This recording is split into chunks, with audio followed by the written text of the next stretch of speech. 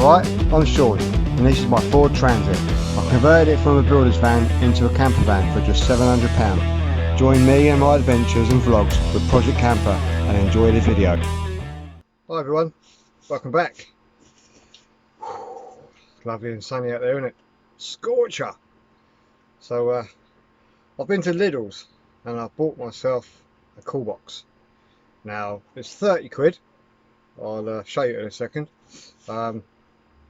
But I still don't think it's very efficient. Unfortunately, when you go and buy them, you can't see the performance figures. It's on the lid on the inside. So I'll take a photograph and I'll show you them. Say the Halfords coolbox I've got is 40 to 45 watts, I think. This one's no better, to be fair, but it's smaller and it'll fit where I've got my bookcase. So and I think it's a little bit noisy, to be fair, but I sleep quite well anyway, so it shouldn't keep me up. But yeah, I'll turn the camera around. There we have the Audi 30 quid coolbox.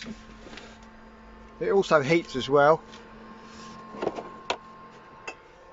Some beers in there. So yeah, there we go.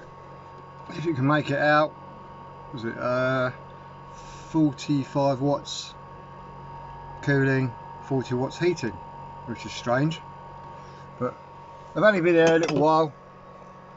They're a bit colder than room temperature, I think. So hopefully it's going to go. It's going to slide in there. So where am I? That's going to remove the bookcase and that's going to slide in there. So that's the plan anyway. So how's everyone been then?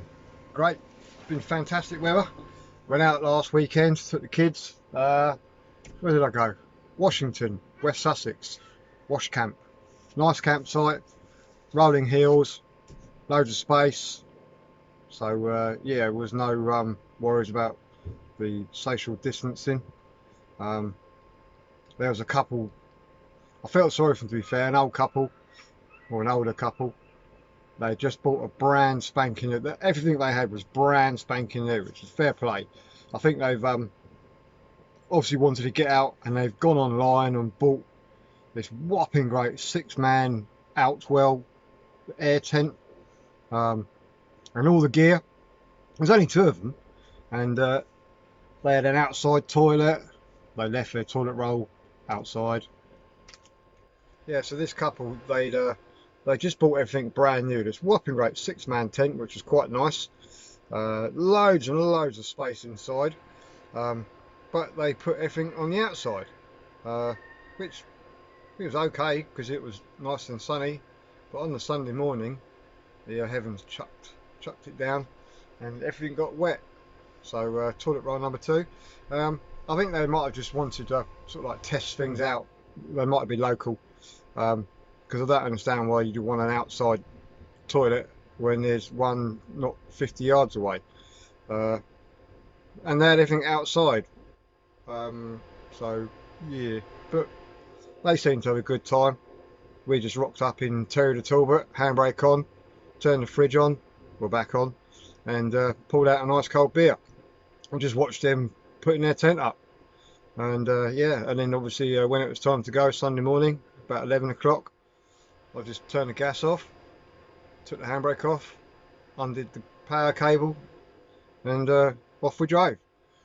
They were still unfortunately putting away wet tents and stuff, so you know, I felt bad for them, to be fair, but that was their choice, wasn't it? Anyway, what else should I say? Yeah, I've put a TV in here now, and I've changed the Wi-Fi box because I wanted the Wi-Fi in, say, Terry the Talbot for the kids and watch Netflix and stuff like that. Which we had a sort of like a Saturday night, popcorn night, watched a few films, had a great laugh, and then watched the. Did anyone wake up really early and see the meteor? That was pretty amazing. That was. So anyway, let's turn around. Toilet roll. Yeah, so there's my TV, and then behind is the router. I've put this router in because you can put Cat 5e cables in it, so if you want to you can wire more stuff into it, and that's why I wanted that one. And that runs off a 12 volt. Let's turn these lights on.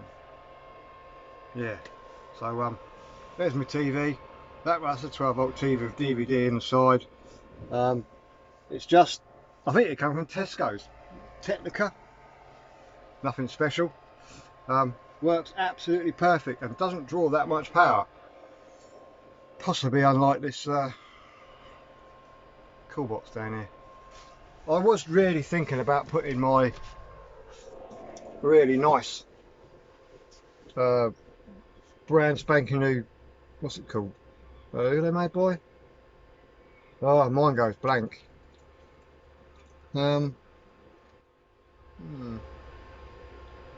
Shoreline, yeah, Shoreline, yeah, Shoreline Marine. And I was going to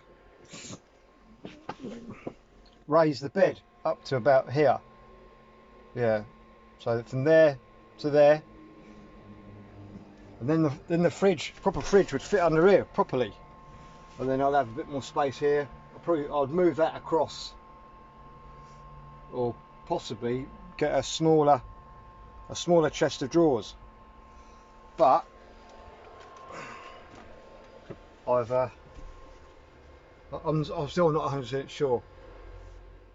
I've had so much grief lately about my lorry, so that is now on eBay. So yeah, I'm pretty, without swearing, I'm pretty gutted about that, because I'm not going to name him. I'm not going to name him. I'm just going to shame him because they really pissed me off, actually.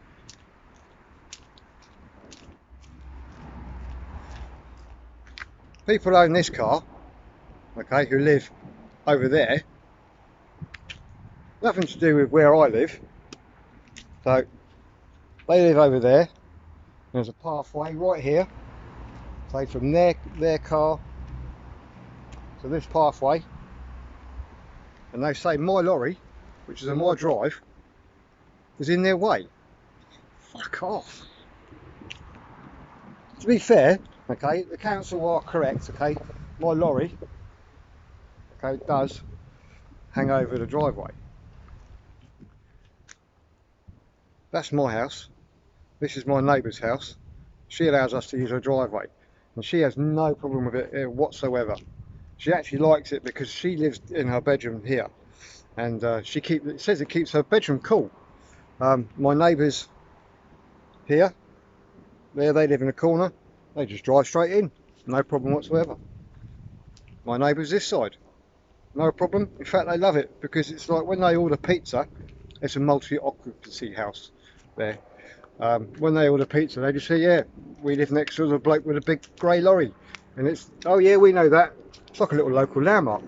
So yeah, the council have been round and asked me to move it, and I can't. So nearly 3 years now of converting the lorry, which I wanted to bring it down to a 7.5 ton, and then get it into a, you know, I don't know if it was possible, class 4.